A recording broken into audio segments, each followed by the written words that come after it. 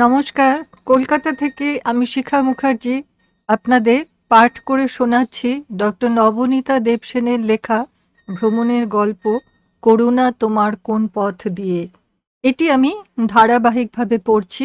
আজকে পঞ্চম পর্ব। পঞ্চম পর্ব শুরু হচ্ছে স্বর্গারোহণ পর্ব তৃতীয় স্বর্গ থেকে।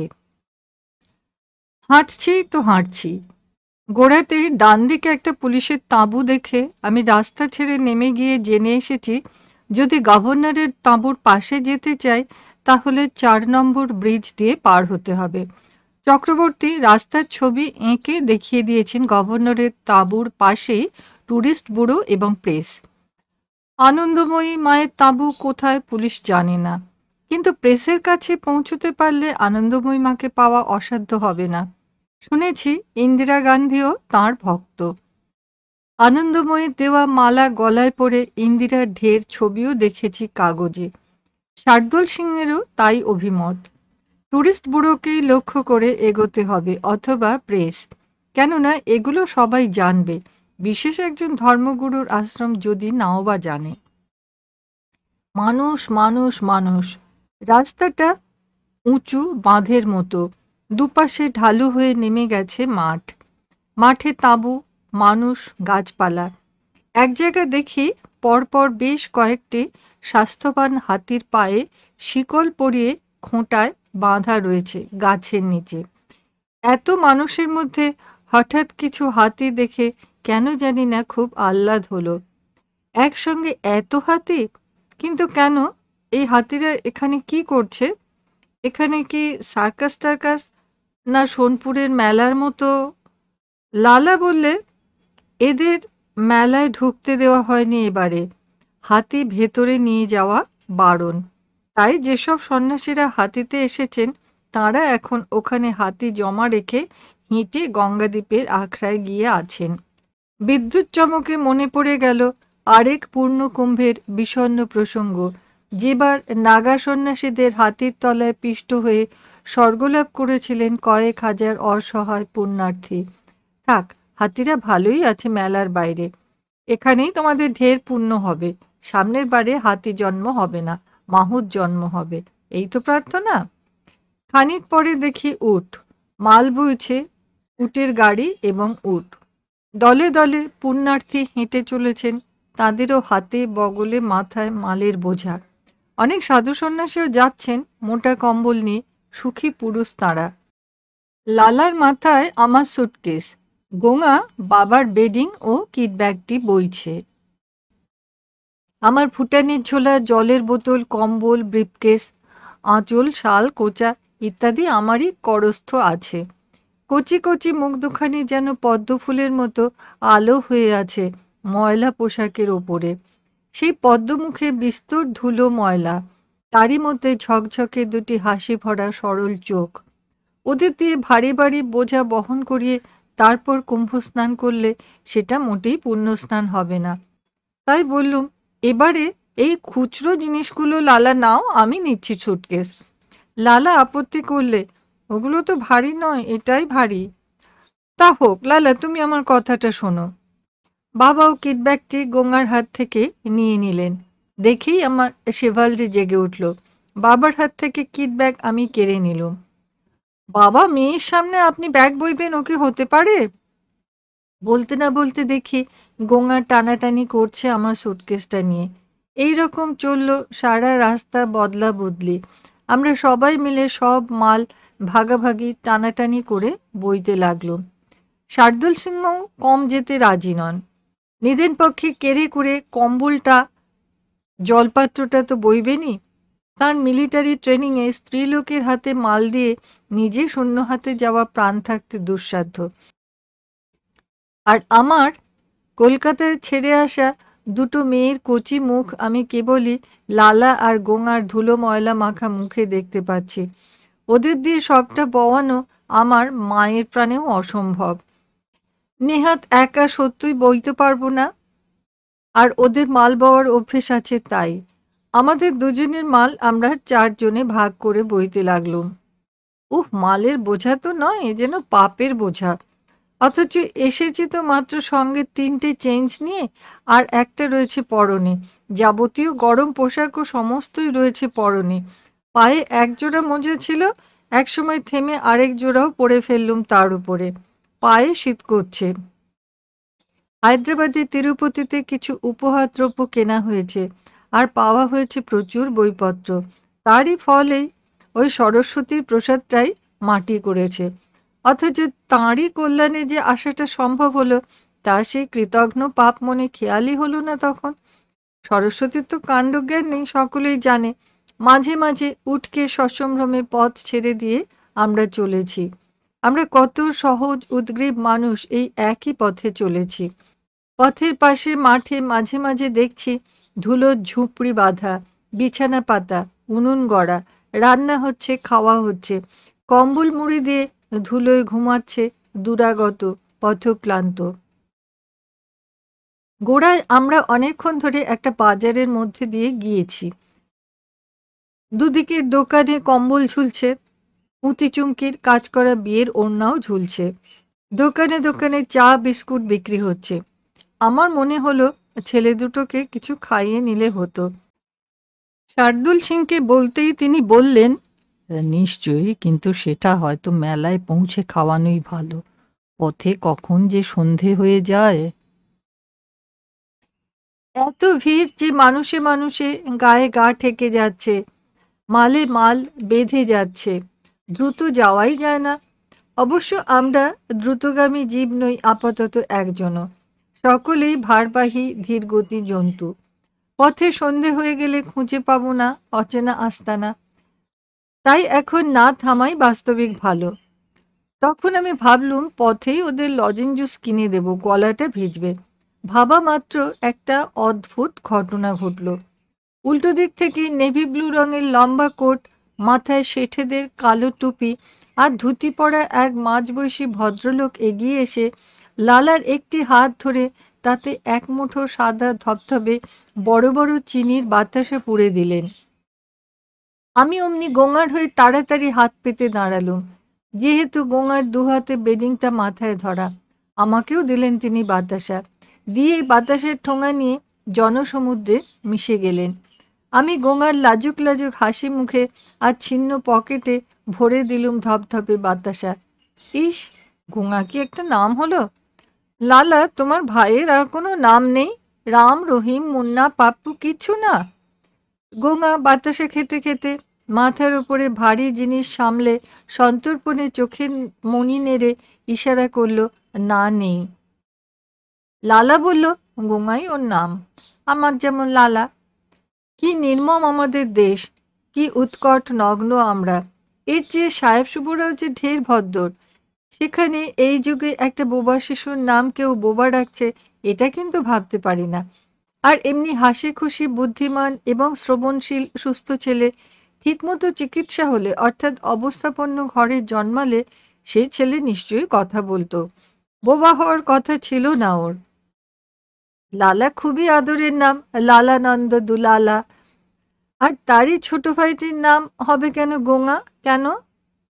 এমন সময় শার্দুল সিং বললেন, নবনীতা, লক্ষ্য করেছ কি, কুম্ভমেলায় প্রবেশ করার আগেই ভগবান তোমার ইচ্ছা পূরণ করতে শুরু করেছেন?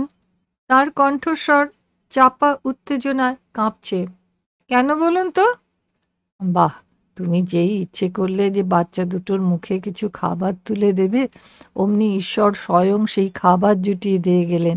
তোমাকে আর দাঁড়াতেও হলো না, দেরিও হলো না, দেখলে না? শার্দুল সিং এর কথায় আমার গায়ে হঠাৎ কাঁটা দিল। সত্যি তো, ওই লোকটি কে? কেনই বা উল্টো দিক থেকে উজান বেয়ে এলো? জনতা তো এখানে এক শ্রোতা, সকলে একই লক্ষ্যের যাত্রী। কেনই বা এত লোক ছেড়ে আমাদের লালা গোঙার অঞ্জলিতেই ভরে দিল সে মিষ্টান্ন?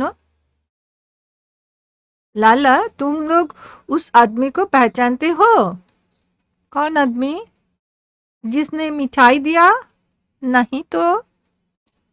নিশ্চয়ই কোনো পুণ্যলোভী তীর্থযাত্রী হবেন। শিশু ভোলানাথকে তিনি অর্থ দিয়ে গেলেন নিজেরই মনের তৃপ্তির জন্য।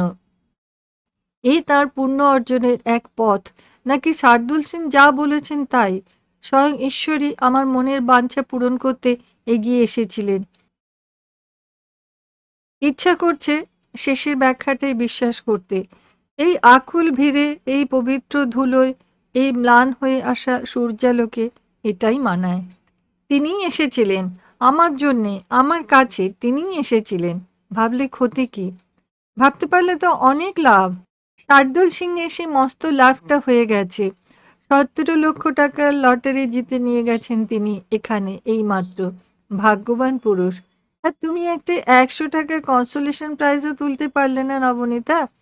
এতই তোমার জ্ঞান বুদ্ধির পাথর বোঝা? না হয় চোখটা বুঝে এক মুহূর্ত মেনেই নেবে। তোমার মধুসূদন দাদা এসেছিলেন, যেই তুমি চাইলে ওরা মিষ্টি খাক, অমনি ওদের মিষ্টি খাইয়ে গেলেন তিনি নিজেই। ঈশ্বর দর্শন কি অপার্থিব, অন্যরকম কিছু না এই রকমই? আমি তো ভজন পূজন জপ তপ কিছুই জানি না, অথচ অনেকবারই আমার বিস্মিত হৃদয়ের সামনে ঈশ্বরের করুণা ফুটে উঠেছে, যা আমার কদাচ প্রাপ্য নয়। সেই অহৈতুকী কৃপা আমার জীবনে উথলে পড়েছে বারবার। ঈশ্বর নিশ্চয়ই দেখিনি, কিন্তু মাঝে মাঝে যুক্তির ঘরে চুরি করে অন্যের চোখে দেখতে দোষ কি? এই তো পুণ্যবান শার্দুল সিংহ খুব কাছ থেকে এইমাত্র তাঁকে দেখতে পেলেন। বাতাসা খেতে খেতে বাচ্চারা পথ দেখিয়ে আগে আগে চলেছে। আশেপাশে সকলেই যে যার নিজের মাল বইছেন, শুধু আমাদের বেলাতেই সহায়ক আছে। হঠাৎ খেয়াল হয়, এও তো মস্ত এক ভগবত কৃপাই। এই সুবিধা তো পাওয়ার কথা ছিল না আমাদের। মনে পড়ে গেল ছেড়ে আসা প্যাকিং লটে গাড়িতে বন্দি সেই দুজন বাঙালি মহিলার আফসোস। দুদিন ধরে এখানে এসেও তাদের সঙ্গমে স্নান হয়নি, কারণ মালপত্তর ফেলেও যেতে পারেননি, নিয়েও যেতে পারেননি, এবং সঙ্গের একমাত্র পুরুষটি তাদের এই ভিড়ের মধ্যে যেতে একলা ছাড়েননি। তিনিই একলা অগত্যা চলে গেছেন নাইতে। আমাদের লালাগোঙার মধ্যে ঈশ্বরের অপার করুণা এসেছে। একবার মেঘর মেদুরম্বরম স্টাইলে এমনই পবিত্র তীর্থরজ উঠছে আকাশ ছেয়ে, নাকে রুমাল চাপতে হচ্ছে শার্দুল সিংহকেও। অথচ জয়পুর ধুলোরই দেশ। আমার ধুলো ধোঁয়াতে আবার প্রবল অ্যালার্জি। এতক্ষণ উচিত ছিল ফ্যাঁচ ফ্যাঁচ ফ্যাঁচ শুরু হয়ে যাওয়া। তারপরে শোঁ শোঁ করে ঝড়ের গর্জন উঠবে বক্ষ পঞ্জরে। সঙ্গে সঙ্গে ঝরঝর ঝরবে বাড়িধারা নাসা গহ্বর দিয়ে। কই সেসব নৈসর্গিক দুর্লক্ষণ তো দেখা যাচ্ছে না। দেখা দিলে অবশ্য যাত্রা আজকের মতো সমাপ্ত হতো আমার। ব্যাগ থেকে বেরোবে কর্টিজনের ধন্বন্তরী বিষবড়ি আর সঞ্জীবনী স্প্রে সুধা। যথাযথ বিশ্রাম নিয়ে ফুলো ল্যাজ গুটিয়ে কালই ঘটবে খুকুমনির প্রত্যাবর্তন। চান্স পেলে আমার হাঁপানি এতই বেড়ে ওঠে যে কাছাকাছি উপস্থিত সুস্থ ব্যক্তিদের পক্ষে সেই দৃশ্য সহ্য করা আমার শ্বাস প্রশ্বাস নেবার কষ্টের চেয়েও বেশি কষ্টকর হয়ে দাঁড়ায়। এতৎসত্ত্বেও আমার যত্রতত্র বিহারের উৎসাহে ভাঁটা পড়ে না। যদি অসুখ করে তখন তো কষ্ট হবেই। অসুখ করতে পারে এই ভাবনায় আগে থেকে কষ্ট পাই কেন? তাই আমি সবসময় ধরেই নিই অসুখ করবে না, কখনোই করবে না। অসুখ নেই। দুঃখের বিষয় সদা সর্বদা এই ধরে নেওয়াটা কার্যকরী হয় না। মাঝে মাঝে অসুখই আপার হ্যান্ড পেয়ে যায়। তা যাক, তবু বিশ্বাস হারাতে নেই। রবীন্দ্রনাথ বলে গেছেন না, মানুষের ওপরে বিশ্বাস হারানো পাপ। আমি সেটাকে জীবনে ধ্রুবতারার মতো মেনে চলার চেষ্টা করি। আমি জানি রিপুতাড়িত মৃত্যুশাসিত অমানসিক এই মানুষই আবার পারে দেবোচিত অসাধ্য সাধতে। ঠিক তেমনি শরীরের বেলাতেও একটা সৎ উপদেশ তৈরি করে নিয়েছি আমি। শরীরের ওপর বিশ্বাস হারানো পাপ। যদিও শরীর মানুষের মতোই বিশ্বাস ভঙ্গ করে, তবুও শরীরের নামই তো মহাশয়, যা স্বভাবে আলবাত তাই সইবে। এই বিশ্বাসেই আমি চোখ বুজে চলি। প্রসিদ্ধ গরিবী হটাওয়ের মতন আমার স্লোগান হলো উদ্বেগ হটাও। যদিও জানি এই জটিল জগতে কোনোটাই সহজে হটবার নয়। আমার মা অবশ্য আমার এই সুগভীর ফিলোসফিকে শরীরের ওপর অকথ্য অত্যাচার বলে অভিহিত করেন। কিন্তু মায়েরা বড় একবজ্ঞা অবুঝ জাত। তাদের দৃষ্টিভঙ্গি একদম ভোঁতা, অযৌক্তিক। যতই বলি দেখো চে গুয়েভারা অত জোর হাঁপানি নিয়ে বনে জঙ্গলে কি যুদ্ধই না করে বেরিয়েছেন। দেখো চারু মজুমদার ওই কার্ডিয়াক হাঁপানি এবং আরও 5টা রোগ শুদ্ধ দেশে কি কাণ্ডটাই বাঁধিয়ে গেলেন। মা ইমপ্রেসড হন না মোটেই। এই ধুলোয় এই ঠান্ডায় এভাবে আমাকে দেখতে পেলে মা বেচারা কি করতেন আজ। বাঁধানো পথ ছেড়ে ছেলেরা একসময় পাশের মাঠে নেমে পড়েছে। এমনি মাঠেই বাঁধা ছিল উটের গাড়ি। যাত্রীদের শোয়া খাওয়া ঝোপড়ি বাঁধা হচ্ছিল। পথের মাঝে একটা মস্ত ইঁদারা পেরিয়েছি গাছতলাতে। সেটা ঘিরে অনেক গ্রাম্য যাত্রী বিশ্রাম করছেন। এই ঝুঁসি নাকি পুরাকালে পুরুডবার রাজধানী ছিল, কে জানে। এই ইঁদারাই সেই সমুদ্রকূপ কিনা। দূর থেকেই দেখি পথের পাশে এক জায়গায় ধবধবে সাদা পরিষ্কার কাপড়, বাঁশের ফ্রেমে ঘেরা অনেকখানি জায়গা, তার গায়ে হিন্দিতে সাইনবোর্ড আঁটা শৌচাগার। তারই পাশ দিয়ে যেতে হবে ভেবে নাক বেচারি বেজায় ভয় পেয়ে গেল। কাছে কাছে গিয়ে নাক কিন্তু খুব অবাক। ব্লিচিং পাউডারের প্রাণ আরামকারী কড়া গন্ধ আসছে। যেটা ভাবা গেছিল সেটা নয়। রাস্তার ধারে ধারে চোখে পড়েছে নিচু পাইপ থেকে জল ঝরছে পরিষ্কার। সেখান থেকে পাত্র ভরে নিয়ে যাচ্ছেন যাত্রীরা। যথেষ্ট জল, যথেষ্ট বীজাণুনাশক ওষুধের বন্দোবস্ত হয়েছে দেখছি। ওদিকে অনবরতই কলেরার টিকে চেকিং হচ্ছে। হাঁটতে হাঁটতেই দুবার সার্টিফিকেট দেখাতে হলো, গাড়িতেও দুবার দেখানো হয়েছে, এই নিয়ে 4বার। বাচ্চাদের পড়ছি নেই। দ্বিতীয় ফাঁড়িতে একজন পুলিশ বললেন, আয় দেই তোদের ইঞ্জেকশন দিয়ে। শুনে গোঙা হেসে ফেলল, আর লালার মুখটা ভয়ে শুকিয়ে গেল।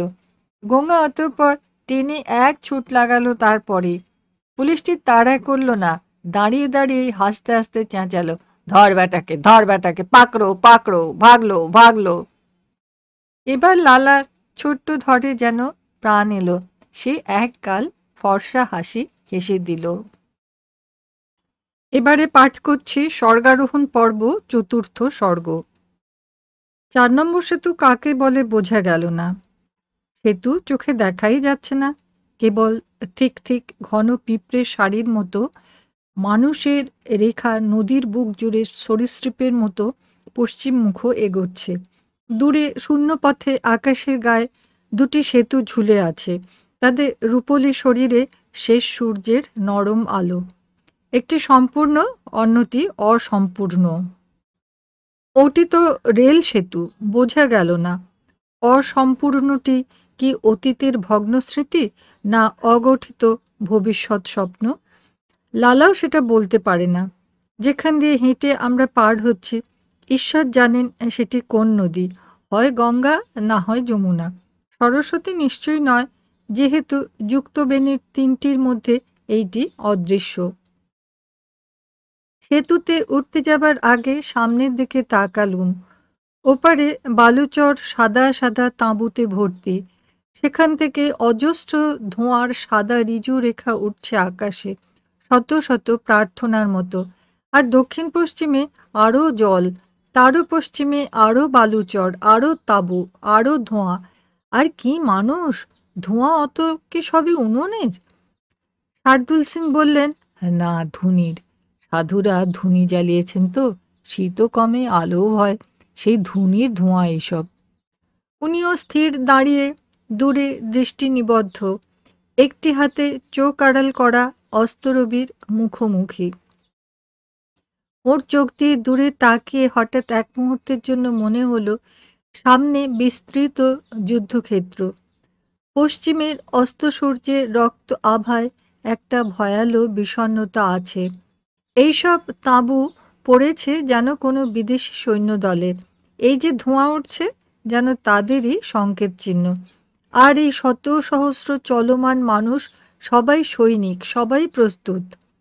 সেনাপতি শার্দুল সিং যেন তার বিপুল সৈন্যবাহিনী পর্যবেক্ষণ করছেন, যেন মানুষ এখানে আসার আগে শেষবার প্রণয়ীকে চুম্বন করে এসেছে, সন্তানকে আদর করে এসেছে, পিতামাতাকে প্রণাম করে এসেছে। এখন এদের হার জিত, ফেরা না ফেরা, সবই অনিশ্চয়ের। দূরের দিকে তাকালে মনটা ছড়িয়ে পড়ে। শুনেছি ৩০ মাইল জুড়ে কুম্ভমেলা বসেছে গঙ্গাদ্বীপে। মেলা কেন কে জানে, এখনো পর্যন্ত কোনো হাট বাজার দেখিনি। ঘন্টা ২-৩ হাঁটছি, সবে তো নদী এলো। এই জল পেরুতে হবে, একবার নয় বারবার। তারপর সেই কাঙ্ক্ষিত হৃদয়ভূমি গঙ্গাদ্বীপ। শার্দুল সিং তার বাঁদুড়ে টুপির নিম্নাংশটা গুটিয়ে রেখেছিলেন, এবার নামিয়ে দিলেন ঘেরাটোপ। জলো হাওয়া। আমি খুব জল ভালোবাসি, জল দেখলেই আমার ভেতরে ভেতরে একটা সাড়া জাগে। হয়তো আমার খুব পূর্বের পুরুষরা কোনো ঝর্ণার ধারে বাস করতেন। গভীর জল দেখলেই হাঁটু গেড়ে বসে ছুঁতে ইচ্ছে করে, আর অগভীর জলে নেমে পড়ি। কিন্তু এখন এমনই এক ঘোরের মধ্যে হাঁটছি, পথ থেকে সরে গিয়ে জলের কাছে নেমে যাবার কথা মনেই এলো না। একসময় দেখি হাঁটি হাঁটি পা পা করে আমরা ৪ জনে সেই সেতুর ওপরে শোভাযাত্রায় মিশে গেছি। যেতে যেতে যে থমকে দাঁড়াবো তার উপায় নেই, থামা চলবে না। পেছন থেকে লক্ষ মানুষের গতিময় চাপ এসে আছড়ে পড়বে। শার্দুল সিং পিছনে পড়ে গেছেন, লালা গোঙা কোথাও এগিয়ে গেছে। পিছন ফিরে ফিরে দেখতে চেষ্টা করছি। হঠাৎ কিছু দূরে একটা হাত শূন্যে উঠল। শার্দুল সিং ঠোঁট নেড়ে বললেন, go ahead, I am here. দূরের দিকে বাচ্চা ছেলেদের চিহ্ন দেখা গেল না। বুঝতে পারছি কেন লাল্লান লতিফ বলেছিল কুলি নেওয়া অনুচিত। এখানে কেউ যদি পালাতে চায় আমরা তাকে ধরতে পারবো না। লালারা যদি না পালায় সেটা হবে ওদের মহানুভবতা। আমি সেতুর বাঁ পাশে, একদিকে খোলা জল আছে, সেতুর ধারে অবশ্য শক্ত লোহার বেড়া, জালটাল নানা রকমের পার্থিব রক্ষণাবেক্ষণ। তার ফাঁক দিয়ে আসছে নদীর হাওয়া, নদীর রং, জলের গন্ধ, আকাশের বিস্তার, ওপারের দৃশ্য। সাদা সাদা তাঁবু, সন্ন্যাসীদের চলাফেরা, ওই ফাঁক দিয়ে সব এগিয়ে আসছে আমার কাছে। আরেক পাশে নিরবচ্ছিন্ন মানুষের দেওয়াল, ৭-৮ মানুষ ঘন। কি আরো বেশি হতে পারে? একসময় পায়ের নিচে সেতু ফুরলো, হঠাৎ মানুষের দেওয়ালটা ভেঙে গেল, ছড়িয়ে ছিটিয়ে পড়ল। পায়ের নিচে রুপোলি সাদা মিহি বালি। আমার আবার ইয়া উঁচু গোড়ালির মেমজুতুয়া পায়ে। খুলে হাতে নিলুম। এই বালিতে হাঁটতে গেলে খালি পাই সবচেয়ে ভালো। সামনেই অপেক্ষা করছে দুটি ক্ষুদ্র মনুষ্য মূর্তি, মাথায় বেডিং, সুটকেস। আবার তেড়ে গিয়ে সুটকেসটা ছিনিয়ে নিলুম। অনেকক্ষণ বয়েছে। সেতুটা পার হবার সময় স্পিড খুব কমে গিয়েছিল তো, বেডিংটা বওয়া আমার পক্ষে সম্ভব নয়। নেবার চেষ্টা করা কেবলমাত্র ন্যাকামি হবে। শার্দুল সিংও এসে পড়েছেন। এখন দিব্যি এক তাঁবুর শহরে এসে পড়েছি দেখা যাচ্ছে। এটা বোধহয় গঙ্গাদ্বীপ, কুম্ভনগর। আমাদের এক পাশে গঙ্গা, গঙ্গাই মনে হয়, জলের রং সাদা। যমুনা তো নীল যমুনা হবার কথা। অন্য পাশে সারি সারি তাঁবু, গঙ্গার তীর থেকে ভার্টিক্যাল রেখায় বেরিয়ে গিয়েছে পূব থেকে পশ্চিমে। তাদের ফাঁকে ফাঁকে রাস্তা। দূরে একটা খুব উঁচু প্যাগোডার মতো গড়নের দর্পিত তাঁবু দেখা যাচ্ছে। এই সামনের বিনীত তাঁবুদের গায়ে তাদের ধর্মীয় প্রতিষ্ঠানের নাম লেখা।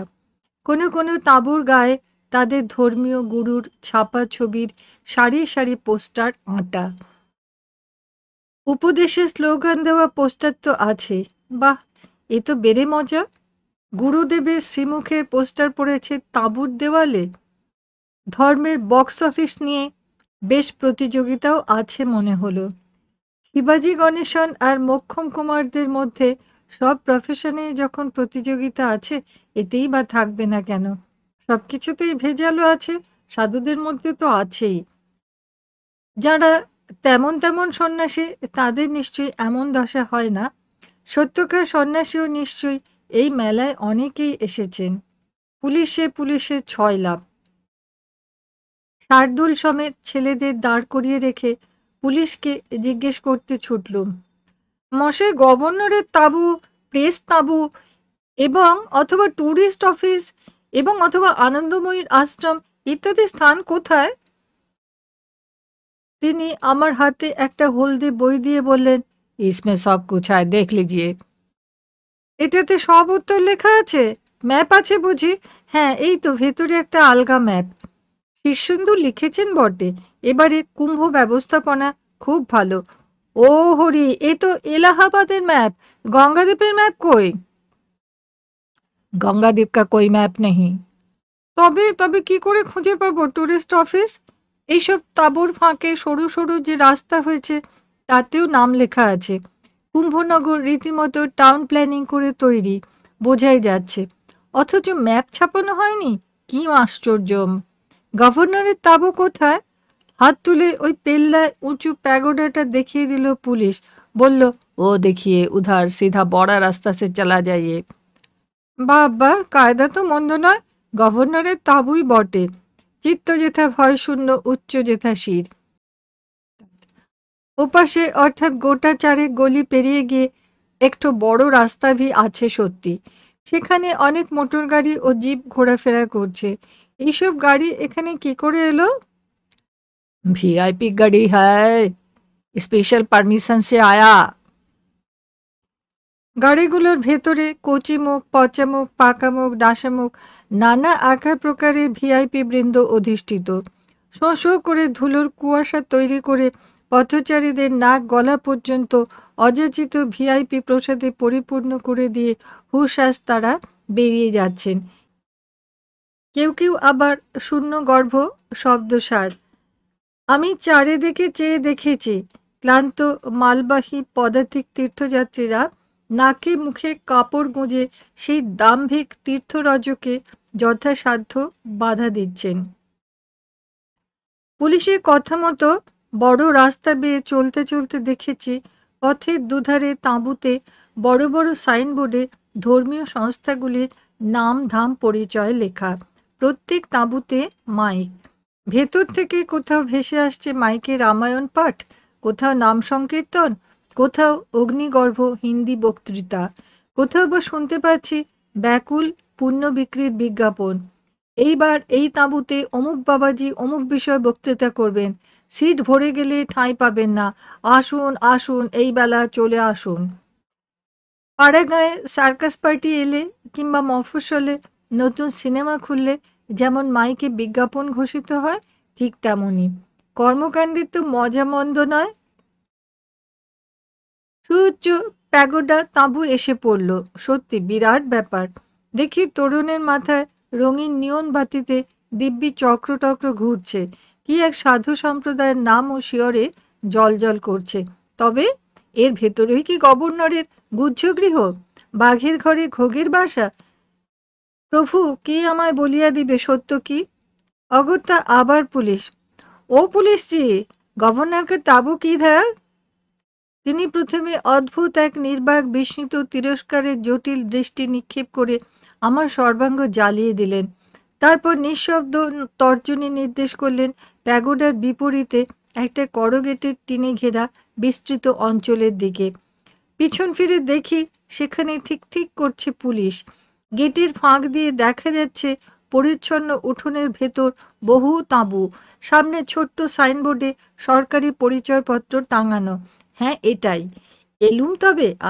আব্দুল সিং এর শুকনো মুখে হাসি ফুটল। আচ্ছা, টুরিস্ট ব্যুরো আর প্রেস অঞ্চলটা কোথায়? ও বাবা, সে কি হেথা! পুলিশ গালে হাত দেয়। সেসব মোটে এই তল্লাটেই নয়, অনেক দূরে। कम से कम 6-7 मील तो होगा बांध को पास। वो गंगाद्वीप में ही है नहीं। বারে বা! চক্রবর্তী আমাকে ছবি এঁকে স্পষ্ট দেখিয়েছেন এই গভর্নরের তাঁবু, আর তার পাশটিতে কোল ঘেঁষেই ট্যুরিস্ট অফিস এবং প্রেস। সেই ছবি আমার ঝোলায় মজুদ। বললেই হলো হ্যায় নেহি। ওহো! পুলিশ হাসে। সে তো গভর্নরের অন্য তাঁবু। গভর্নর সাহেব ওখানেই এসে ওঠেন। এখানে গভর্নর নেই, অন্যান্য সরকারি লোকেরা আছেন। এটা নামেই গভর্নরের তাঁবু। সেই অন্যখানেই ট্যুরিস্ট ব্যুরো এবং প্রেস। কিন্তু সেসব বহু দূরে। 2 নম্বর 1 নম্বর সব কটা সেতু পার হয়ে সেই বাঁধের ওপারে গেলে এই জায়গা খুঁজে পাবেন। এগিয়ে যান, সামনের পুলিশকে জিজ্ঞেস করুন।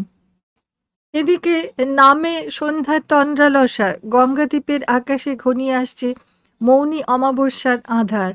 শার্দুল সিং একটু চঞ্চল হয়ে পড়েছেন। তাই দেখে আমি অন্য প্রশ্ন করি, পুলিশ জি, আনন্দময়ী মাতাজির আশ্রম কোথায় জানেন? कौन माता जी? इधर तो बहुत सारे माता जी आए हैं। दूध छाई, আনন্দময়ী মায়ের নামই যে জানে না, এই অপদার্থ পুলিশকে কিছু জিজ্ঞেস করে কাজ নেই। এমনি একটা ভাব করে শার্দুল সিং গটগট করে মিলিটারি পদক্ষেপে হঠাৎ অনেকটা এগিয়ে গেলেন। এমনি সময় কাহারে দেখিলাম, এ কি স্বপ্ন, এ কি মায়া! ডান দিকে একটি চায়ের স্টল, লোকজনরা দাঁড়িয়ে চা খাচ্ছে। অমনি আমার বুকের মধ্যে চাষপ্রিয় চঞ্চল চাতকটি চা চা চা নেচে উঠল। পা দুটি আপনি আপনি থেমেছে, যেন শকুন্তলার বলকলে অদৃশ্য কণ্ঠক বিঁধল নাকি শিবমুগ্ধা পার্বতী। চা চমৎকৃতা নবনীতা, ন যজু ন তস্থ। নেশা বলে কথা, এতক্ষণ চলার নেশায় চলেছি। সেই বেলা 3টে থেকে হাঁটছি তো হাঁটছি, এখন 6টা বেজে গেছে। চায়ের কথা মনেই পড়েনি। এতক্ষণ কেবল মুখ দেখেছি। চারিদিকে মুখের ভিড়ের মধ্যে একটিও চেনা মুখ নেই। প্রত্যেকটি মুখের দিকে যত্ন করে চেয়ে দেখেছি, যদি একটিও চেনা মুখ চোখে পড়ে যায়। কি না ঘটে এই বিচিত্র ভুবনে! সে এক অন্য তৃষ্ণায় পথ চলতে চলতে চায়ের তেষ্টা ভুলেছিল। হঠাৎ সামনে চা দেখতে পেয়েই চা তো কিনি। চেনা নেশার মুখ অচেনা মুখের নেশা ভুলিয়ে দিয়েছে মুহূর্তেই। কিন্তু হলে হবে কি? শার্দুল সিং। তিনি ওদিকে বালিতে লাঠি ঠুকতে ঠুকতে টুকটুক করে অনেক দূর এগিয়ে গেছেন।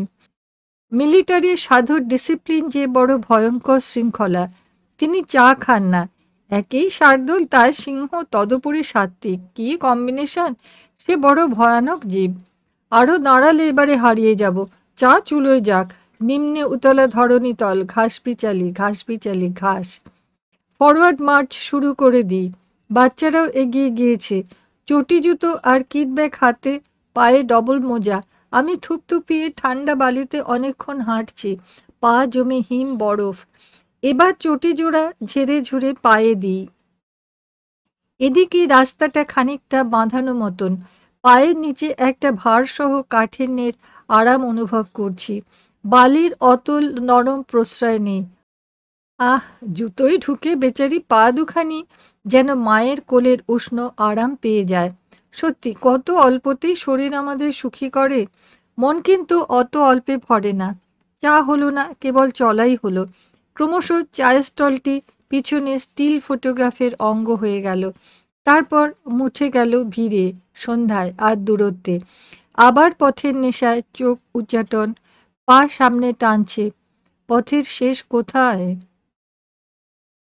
শার্দুল সিং এবার নিজেই পুলিশদের জিজ্ঞাসাবাদ করছেন।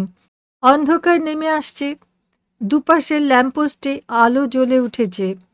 বিজলি বাতির ব্যবস্থা সুপ্রচুর। না, এত আলোয় মৌনী অমাবস্যা টেরও পাওয়া যাবে না। গভর্নর পরিত্যক্ত গভর্নরের তাঁবুর কাছে ওই একটি সবেদন পুলিশই কিছু কিছু তবু খবর রাখত। বাকি পুলিশেরা প্রায় সকলেই এক বাক্যে বলতে লাগলো, আমরা তো এলাহাবাদের পুলিশ নই বাছা, বাইরে থেকে সদ্য এসেছি। এখানকার পথঘাট কিছুই জানি না। আমরা অন্য পাড়ার ছেলে, বেপাড়ায় খেলতে এসেছি। আমরা ট্রাফিক সামলাতে পারি, রাস্তা বাতলাতে পারি না। ইতিমধ্যে মাইকের ঘোষণার আরেক চরিত্র উদ্ঘাটিত হয়েছে। সন্ন্যাসী ঘোষণার পাশাপাশি পুলিশি ঘোষণা। মাঝে মাঝে দোতলা উঁচু মাচা বেঁধে পুলিশ মোতায়েন করা হয়েছে দূরদৃষ্টির সুবিধার জন্য। সেখানেও মাইক আছে। পুলিশটা প্রায়ই হেঁকে বলছেন, মুন্নিকা মা, গাঁও হরকিদ্বার, জেলা दारभंगा बिहार। आपको पोती जानकीलाल इधर खड़े हैं, पुलिस थाने पर आ जाइए। नैना देवी, गांव दूधपुर, बीकानेर। आपको लड़का जदमल सिंह। এইসব শব্দ কানে ঢুকেও ঢুকছে না। ঘটনাগুলো শব্দ মাত্র হয়ে রয়েছে। পথে একটা খোকা সন্ন্যাসী হঠাৎ পিছু নিল। সঙ্গে সঙ্গে এসে ভীষণ জ্বালাতে লাগলো, 1 रुपया दे दो बेटी लाकड़ी को लिए। কি, নিজের গোপ ওঠেনি আমাকে কিনা বেটি বলা? এই সেদিন কলকাতার রাস্তায় এক বাঙালি ট্যাক্সিওয়ালার সঙ্গে ঝগড়া হয়েছিল, যে যার গাড়ি থেকে মুখ ঝুঁকিয়ে। ছোকরা অতি বেপরোয়া, কাঁচা চালায়, আবার মুখটিও কাঁচা। আমি তাকে, মশের কতদিনের লাইসেন্স বলতে সে বলল, 5 বছর। আপনার বুঝি এখনো হয়নি?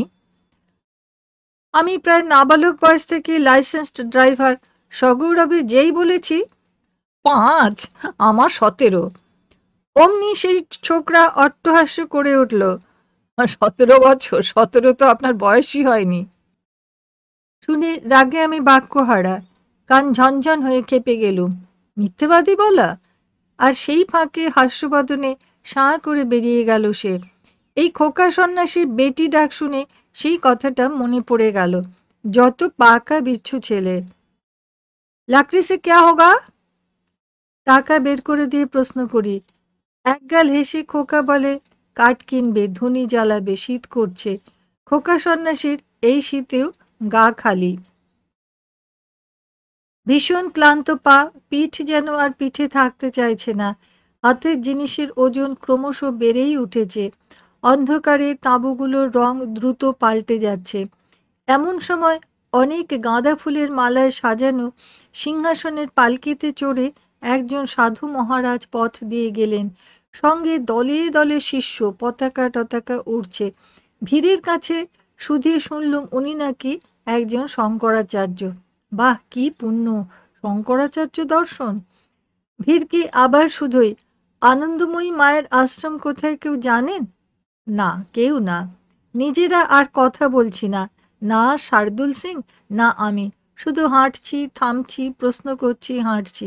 কেউ জানে না, কেউ জানে না। আমরা কোথায় যাচ্ছি কে তা জানে। অন্ধকারে দেখা যায় না ভালো। এমন সময় হাড়ে রেড়ে রেড়ে চলার পথ কে যেন আটকালো। চলতি মানুষেরা দাঁড়িয়ে পড়লেন, ছড়িয়ে পড়লেন। আমাদের সামনে একজন নগ্ন সাধু দুহাত ছড়িয়ে দাঁড়ালেন। তার ছড়ানো হাত ধরে দুহাত প্রসারিত করে আরও কয়েকজন নগ্ন সাধু। কি ব্যাপার? এখন রাস্তা বন্ধ কেন? ডান দিকের তাঁবু থেকে এক্ষুনি একদল নাগা সন্ন্যাসী শোভাযাত্রা করে বেরুবেন অন্য এক আখড়ায় যাবার জন্য। তারা চলে না যাওয়া পর্যন্ত একটু অপেক্ষা করতে হবে। আমরা দাঁড়িয়েই রইলুম। নাগা সন্ন্যাসীর চিহ্ন নেই। গোঙা লালার মাথা থেকে মালপত্র নামিয়ে মাটিতে রাখলুম। যেখানটায় দাঁড়িয়েছি ঠিক সেখানেই আবার খানিকটা জল কাদা জমে আছে, অথচ নড়বার উপায় নেই। ফুটপাথ অপেক্ষমান মানুষে মানুষে ঠাসা, পূর্ণ অবরুদ্ধ, যাকে বলে জ্যাম ধরা অবস্থা। হঠাৎ জনস্রোতের মুখে পাথর চাপা পড়ল, অথচ স্রোত উথলে উঠল না, কেবল ঘন থেকে ঘনতর হয়ে জমে উঠতে লাগলো পরস্পর সংলগ্ন মনুষ্য শরীর। ধৈর্যের এক আশ্চর্য পরীক্ষা দেখেছি সেদিন গঙ্গাদ্বীপে। গোঙাটা এর মধ্যেই কোথায় পালালো। লালা বলল, ভয় নেই, প্রকৃতির ডাকে সে সাড়া দিতে গেছে, এক্ষুনি আসবে। ভাগ্যিস গোঙা তখনই এসে পড়ল, নইলে সেই সন্ধ্যায় ওকে আর আমরা খুঁজে পেতুম কিনা কে জানে। কিছুক্ষণের মধ্যেই ভিড়ের চাপ অসম্ভব বেড়ে উঠল। দাঁড়িয়ে থাকতে যেন দিচ্ছে না, অথচ একবার পা পড়ে গেলে আর রক্ষে থাকবে না। যেমন করে হোক মাটিতে পা গেঁথেও খাড়া থাকা চাই। শার্দুল সিংয়ের জন্য খুব উদ্বেগ হতে লাগলো। সারাদিন অভুক্ত বৃদ্ধ এতক্ষণে হাঁটতে হাঁটতে ক্লান্ত। তার গন্তব্যের কোনো নির্দেশ পর্যন্ত এখনো জোগাড় হয়নি। তার উপরে এই অমানসিক ভিড়, চাপে দম আটকে আসছে, অথচ শীতের মধ্যেও ভিড়ের নিষ্পেষণে ঘাম হবার মতো অবস্থা। সামনে দিয়ে ইতিমধ্যে নাগা সাধুদের শোভাযাত্রা শুরু হয়েছে। এ কি, এরা তো বালক মাত্র, আপাদমস্তক সর্বাঙ্গ মণ্ডিত, সামনে ছোট্ট কৌপিন ডুমুর পাতার মতন করে পড়া, হাতে ছোট্ট একটা লাঠি না গাছের ডাল, ঠিক ঠাহর পেলাম না। আরও একটু করে কাপড়ও। বৈষ্ণব চেহারার বালক কিশোরের দল চলেছে, চলেছে তো চলেইছে। শেষ দিকে আসতে লাগলো নাগাদের অন্য এক সম্প্রদায়। এটা বয়স্কদের দল, দাড়ি গোঁফের ঝোপ জঙ্গল, পূর্ণ উলঙ্গ, হাতে ত্রিশূল। অনেকের গলায় বুকে রুদ্রাক্ষের মালার সঙ্গে গাঁদা ফুলের মালাও শোভা পাচ্ছে। এই নগ্ন বৈরাগ্যেও কি একটা ভীষণ রুদ্রতা আছে, মা কালীকে মনে পড়ে যায়। পিছনে ভিড়ের চাপ বাড়ছে, সেই চাপের বিরুদ্ধে অটল থাকার জন্য পেশির যুদ্ধে দম আটকে আসছে। এরই মধ্যে আমার একটা বাড়তি যন্ত্রণা জুটেছে। ভিড়ের সুযোগে একটি নগ্ন নির্জন হাত উপরি কিছু নগদ পুণ্যের লোভে যার পর নাই উত্ত্যক্ত করছে। এত ভিড়, উপায় নেই যে পিছন ফিরে পুণ্যার্থীটিকে দেখব। উড়ে আসা আরশোলা গা থেকে ঝেড়ে ফেলে দেবার মতো নোংরা হাতটাকে বার কয়েক ঝেড়ে ফেলে দিয়েছি। কিন্তু আমার নিরুপায় আত্মরক্ষায় অপারগ অবস্থা এবং সম্ভবত নাগাদের নগ্নতাও তাকে ভীরুতার দুঃসাহস যোগাচ্ছে। ওই হাতের সঙ্গে শুরু হয়েছে আমার স্নায়ুর যুদ্ধ। প্রবল রামচিমটি কেটেও দেখলুম ফল হলো না। কি করি? বাচ্চা দুটো প্রসেশন দেখছে এক মনে। পরিশ্রান্ত শার্দুল সিং তার বেডিংয়ের ওপর বসে পড়েছেন, চক্ষু নিমিলিত। আমি এবার খপ করে হাতটি চেপে ধরলুম। তারপর গলা একেবারে উঁচু না করেও স্পষ্ট শ্রোতব্য স্বরে ইংরেজি ভাষায় বললুম, যদি এবার চেঁচিয়ে উঠি আপনি কিন্তু খুন হয়ে যাবেন। এই ভিড় আপনাকে এক্ষুনি টুকরো টুকরো করে ছিঁড়ে ফেলবে। বলে হাতটা ছেড়ে দিলুম। ইংরেজিতে বললুম, কেননা আমার কেমন যেন মনে হলো এই কুৎসিত লোভাতুরতা নির্ঘাত আমাদের শিক্ষিত মধ্যবিত্ত লক্ষণ। মব ঢাবার ভীতি প্রদর্শনে দিব্যি কাজ হলো। হাতের মালিক সম্মৃত হলেন। কথাটা যথাসাধ্য গলা চেপে বললেও ভিড় এত ঘন যে এপাশ ওপাশে দু চারজন শুনেছেন। ওপাশে একটি মহিলা হিন্দিতে জানোয়ার যাতে শব্দ করলেন। সহানুভূতি পাইয়াই হৃদয়ে দ্রবীভূত হইল। আমি আরও সহানুভূতির প্রত্যাশী হয়ে গদগদ চিত্তে একটা বেমৌকা প্রশ্ন করে বসি, बहन जी, आप आनंदमयी माताजी को आश्रम जानते हैं? জানি অবশ্য উত্তরটা কি হবে, তবুও আমার ভালোবাসার ভাষাই এখন এবং বেদ হয়ে দাঁড়িয়েছে। ট্যুরিস্ট ব্যুরো কিংবা প্রেস অথবা আনন্দময়ী। প্রশ্নটা শুনে শার্দুল সিং চোখ মেললেন। সেই চোখে এখন হালছাড়া উদাস দৃষ্টি। উত্তরটা তাঁরও জানা। বেহেনজি বললেন, आनंदमयी माता जी, हाँ हाँ जरूर, मैं भी उधर ही जा रही हूँ। সখী কেবার শোনাইল শ্যাম নাম। শার্দুল সিং এর দিকে দেখলুম উনি শুনতে পাননি, আবার চোখ বুজেছেন। অনেক সাধারে অনেক কাঁদায়ে দরস মিলালি মোরে, বধু আর না ছাড়িব তোরে। বেহেন জি, আমি কাতর আর্তনাদ করি, आप हम लोगों को छोड़ के मत जाइए, हम 3 बजे से ढूंढ ढूंढ के थक गए हैं, आश्रम नहीं मिला। এক মুখ হেসে বেহেনজি বললেন, জরুর, আপনি আমার সঙ্গে আসুন, আগে নাগারা দূর হয়ে যাক। আমি এবার চেঁচিয়ে ডাকি, বাবা বাবা, উঠুন, দেখুন ইনি আশ্রম চেনেন, ইনিও আনন্দময়ীর কাছে যাচ্ছেন, আমাদের সঙ্গে করে নিয়ে যাবেন। প্রায় লাফ দিয়ে উঠে দাঁড়ালেন বৃদ্ধ শার্দুল। আকর্ণ টুপি হাসি ফুটল মৌনী অমাবস্যার অন্ধকার তাড়িয়ে দিয়ে। Really? How marvellous, I was just beginning to despair. ঈশ্বরই আপনাকে গুরুর কাছে নিয়ে যাবার জন্য পথপ্রদর্শিকা পাঠিয়ে দিয়েছেন। আপনি তো মহা পুণ্যবান বাবা। Why should you despair? এক মুহূর্তে প্রায় ৪৫ মিনিট ধরে ঠায় দাঁড়িয়ে দাঁড়িয়ে মানুষের অরণ্যে সন্ধ্যার অন্ধকার ঘনীভূত হতে দেখার পরম ক্লান্তি অপনোদিত হলো। মুছে গেল ভিড়ের চাপ। শার্দুল সিং হাতে কিটব্যাগটা তুলে নিলেন এবং আমিও যথারীতি সেটি ছিনিয়ে নিলুম। কিছুক্ষণের মধ্যে কপাল জুড়ে নাগারাও অন্তর্হিত হলেন। কোনো এক বিশাল প্রাগৈতিহাসিক প্রাণীর নিদ্রাভঙ্গের মতো স্তব্ধ ভিড় এবার নড়ে উঠল। আমি শক্ত করে বেহেনজির আঁচল চেপে রাখি। শার্দুল সিং চেঁচিয়ে ওঠেন, সাবধান, এই সময়টাই সবচেয়ে ভয়ের। লালা গোঙা যথাসাধ্য শক্ত হয়ে মাটিতে পা বিঁধিয়ে গতিশীল ভিড়ের বিরুদ্ধে সর্বশক্তি প্রয়োগ করে স্থির হয়ে দাঁড়িয়ে আছে। ক্রমশ ভিড় ছিটকে যায় পথে, চারিদিকে ছড়িয়ে পড়েন স্থগিত তীর্থযাত্রীরা। বেহেনজি হাঁটা শুরু করেন। দূরে হঠাৎ একটা আলোর তৈরি লেখা চোখে পড়ে, অন্ধকার আকাশের গায়ে বেশ অনেকটা উঁচুতে, গঙ্গে তব প্রসাদাত মুক্তি। মনের মধ্যে একটা বাজনা বেজে উঠল যেন, এই তো প্রয়াগধাম তীর্থরাজ। কুম্ভমেলা বিষয় ওখানে আরও একটা আলোয় লেখা শ্লোকাংশ জ্বলছিল, যার শেষ শব্দ প্রয়াগ, কিন্তু আমার এখন আর সেটা মনে নেই। লেখাগুলো দেখে চোখে জল এসে গেল আমার। এসেছি এসেছি তবে। ছুটতে ছুটতে হাঁটছি বেহেনজির পিছনে পিছনে। খুব দ্রুত পায়ে চলেন তিনি, তাই বলে ওকে হারিয়ে ফেললে চলবে না কিছুতেই। পায়ের ক্লান্তি কখন ঘুচে গেছে, হাতের বোঝাগুলি যেন ভারহীন। আমাদের পায়ে এখন যে সেই বিশ্ববীণার ছন্দটি এসে গিয়েছে, যে নাচের ছন্দে বিপুল বস্তুর ভারও হালকা হয়ে যায়। বুকের মধ্যে গুনগুনিয়ে উঠতে লাগলো সুর। ভাঙা বেসুরো গলাকে আর বাধা দিতে পারলুম না। তুমি যত ভার দিয়েছ সে ভার করিয়া দিয়েছ সোজা। কি আনন্দ, কি আনন্দ, কি আনন্দ! এখানে চলার জায়গাও বিস্তৃত, ভিড়ের চাপ নেই। এমন সময় একজন বাঙালি মহিলা, তার সঙ্গে আরও প্রায় ৫-৬ জন যাত্রী হাঁপাতে হাঁপাতে এসে আমাকেই জিজ্ঞাসা করলেন, আচ্ছা, আনন্দময়ী মায়ের তাঁবুটা? মনের ভেতরের মস্ত একটা হাসি আছড়ে পড়ল। হ্যাঁ, এবারে স্ট্রাকচারটা সম্পূর্ণ হলো বটে।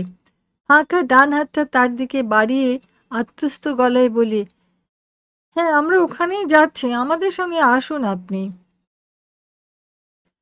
বন্ধুরা, ডক্টর নবনীতা দেবসেনের লেখা করুণা তোমার কোন পথ দিয়ে ৫ম পর্ব আজকে এখানেই শেষ করছি।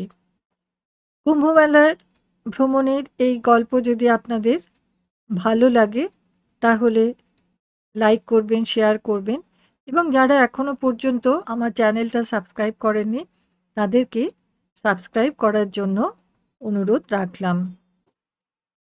আজকের প্রশ্ন, শার্দুল সিং কার কাছে দীক্ষা নিয়েছিলেন? আশা করি আপনারা সকলে ভালো আছেন এবং সুস্থ আছেন। সকলকে আমার ধন্যবাদ জানাই।